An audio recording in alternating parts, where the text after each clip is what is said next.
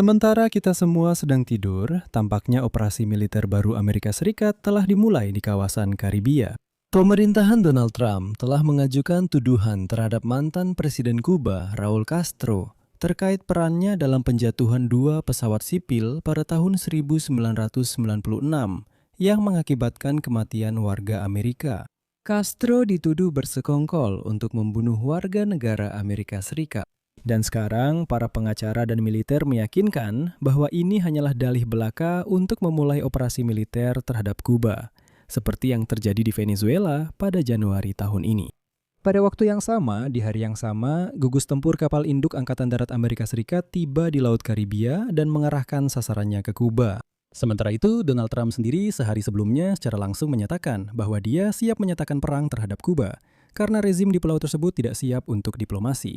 Mari kita bahas, apakah ini perang baru dan mengapa Trump perlu mengangkat kasus yang sudah 30 tahun lalu hanya untuk menjerat Raul Castro. Nama saya Alexei Pichi, mari kita bahas topik ini bersama-sama.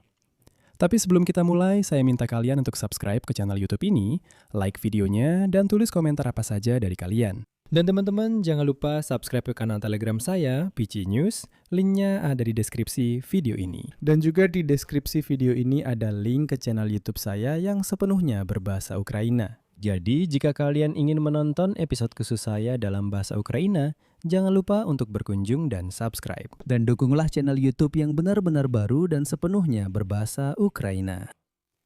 Jadi, pemerintah Amerika Serikat secara resmi mengajukan tuntutan pidana terhadap mantan pemimpin Kuba, Raul Castro. Pelaksana tugas Jaksa Agung Amerika Serikat, Todd Blanche, menyatakan bahwa dakwaan terhadap mantan Presiden Kuba, Raul Castro, mengirimkan sinyal bahwa siapapun yang membunuh warga Amerika akan dimintai pertanggungjawaban.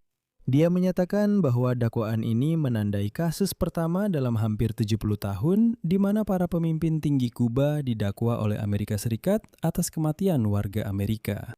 Diketahui bahwa daftar tuduhan yang diajukan kepada mantan Presiden Kuba tersebut memuat hukuman maksimal berupa penjara seumur hidup jika dia dinyatakan bersalah dalam sidang. Selanjutnya, konspirasi untuk membunuh warga negara Amerika Serikat.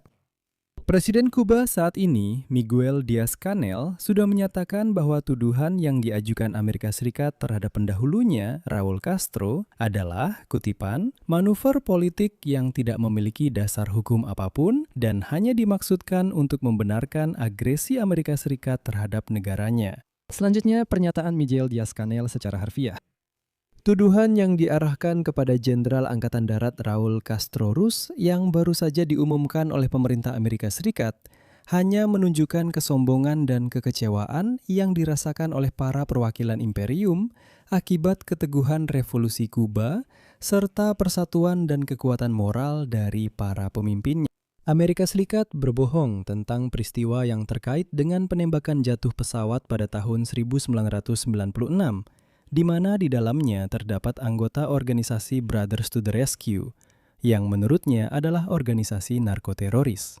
Pada tanggal 24 Februari 1996, Kuba bertindak sebagai bentuk pembelaan diri yang sah di dalam perairan teritorialnya. Setelah pelanggaran berulang dan berbahaya terhadap wilayah udara kami oleh teroris terkenal, yang telah diperingatkan kepada pemerintah Amerika Serikat saat itu lebih dari selusim kali, namun peringatan tersebut diabaikan dan pelanggaran tetap dibiarkan terjadi. Jadi, sebenarnya tentang apa semua ini? Pada awal tahun 1996, 2 pesawat ringan Cessna yang berbasis di Miami, milik organisasi kemanusiaan Hermanos al Rescate, melakukan penerbangan di atas Selat Florida. Kelompok ini melakukan pencarian dan penyelamatan terhadap pengungsi Kuba yang mencoba masuk ke wilayah Amerika Serikat, serta kadang-kadang menjatuhkan selebaran di atas Kuba. Saat itu, pesawat tempur MiG-29 militer Kuba atas perintah yang dikeluarkan oleh komando yang saat itu dikendalikan oleh Raul Castro, mencegat pesawat-pesawat tersebut.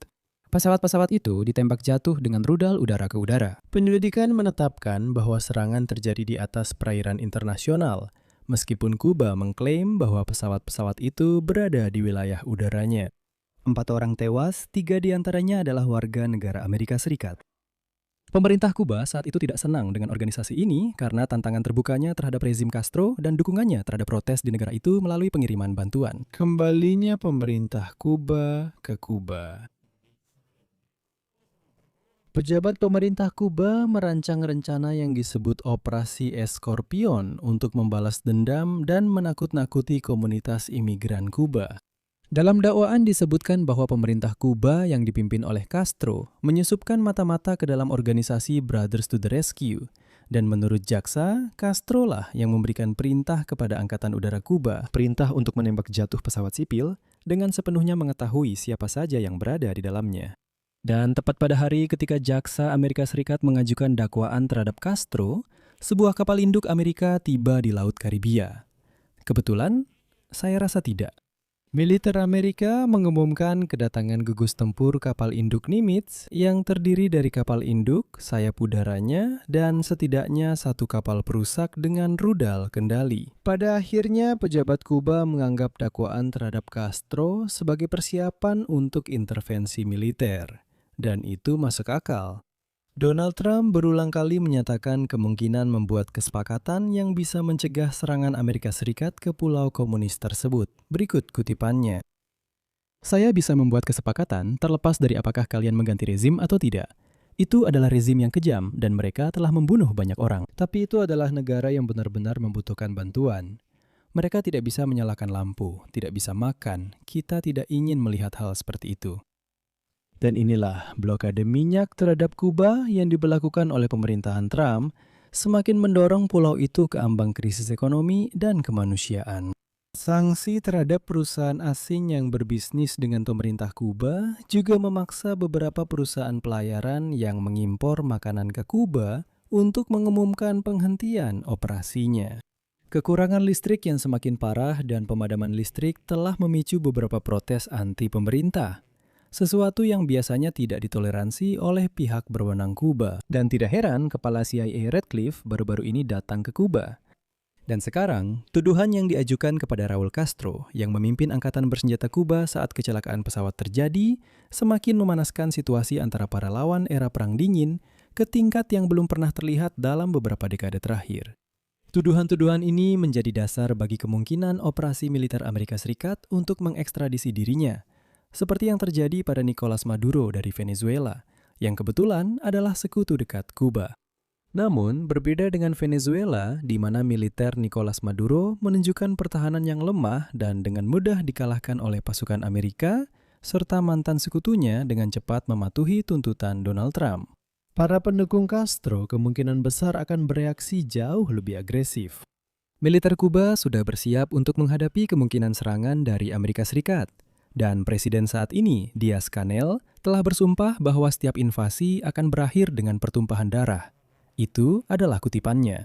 Di seluruh pulau, militer sedang melakukan latihan, dan pemerintah memperingatkan warga sipil untuk bersiap menghadapi serangan. Setiap tindakan terhadap Castro kemungkinan besar akan menyebabkan perang terselubung, meskipun Kuba, jauh kalah dalam hal persenjataan. Dan penting untuk memahami mengapa justru Castro yang menjadi target, padahal sepertinya kakek itu sudah berusia 94 tahun.